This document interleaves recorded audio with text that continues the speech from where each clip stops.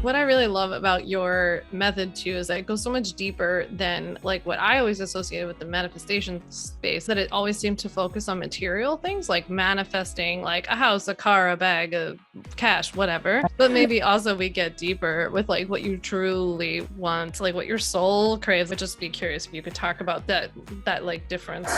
I think so many of us don't really know what we actually want on a soul level. A lot of us are dreaming from even limited places. No matter how expansive we think our dreams are, they're limited to what we know because we are just being bombarded all the time with who we should be and what we should want and what success looks like. We don't stop and pause enough in our lives to actually consider, do I really want this? Or do I just feel like I'm supposed to want this? Who are you on a soul level? And what do you authentically desire and crave in your life?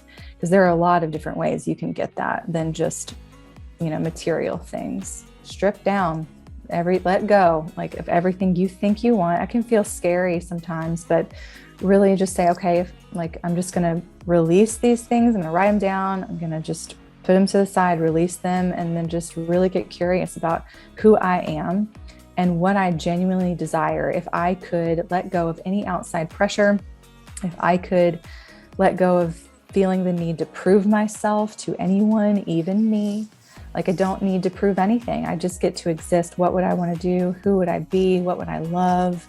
Like really get clear on that, because a lot of us think we know who we are and what we want. And maybe we do to an extent. We at least know this version of us.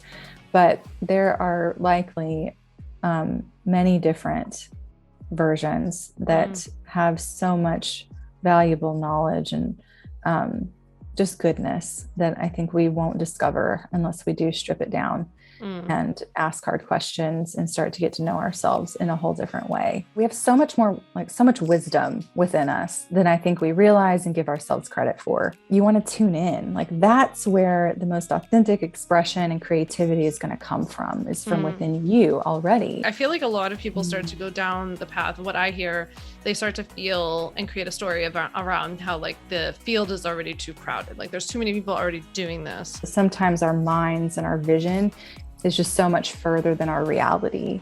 And, I don't know, marketing these days is wild.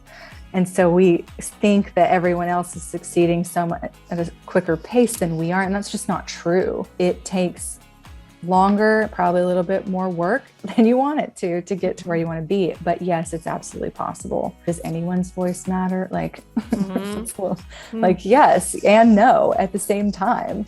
You get to decide, does it matter enough to you? There's so many people out there who would relate to you, who would love to hear from you, but they have to know about you and you have to want that for yourself even more. The only thing that separates people who are incredibly successful from those who don't make it is just that perseverance. Finding things that you can try and not be good at and fail at, it allows you to feel a little bit braver when the risks are higher. And it does matter a little bit more. Even when you fail, even when you get knocked down, you just get back up and you keep going. Let's not focus on the results. Let's focus on the effort. Am I growing? Am I trying? Am I expanding as a human being? Allowing yourself to be multifaceted and dynamic and nurturing your creativity in other ways and other aspects of who you are as a human being is probably one of the most underrated things we can do as entrepreneurs in terms of overall health and fulfillment in life. Thanks so much for listening to the On Your Terms podcast. Make sure to follow on Apple Podcasts, Spotify, or wherever you like to listen to podcasts. You can also check out all of our podcast episodes, show notes, links, and more at samvanderwielen.com/podcast. You can learn more about legally protecting your business and take my free legal workshop, 5 Steps to Legally Protect and Grow Your Online Business at samvanderwielen.com. And to stay connected and follow along, follow me on Instagram at Sam Vander Wielen and send me a DM to say hi.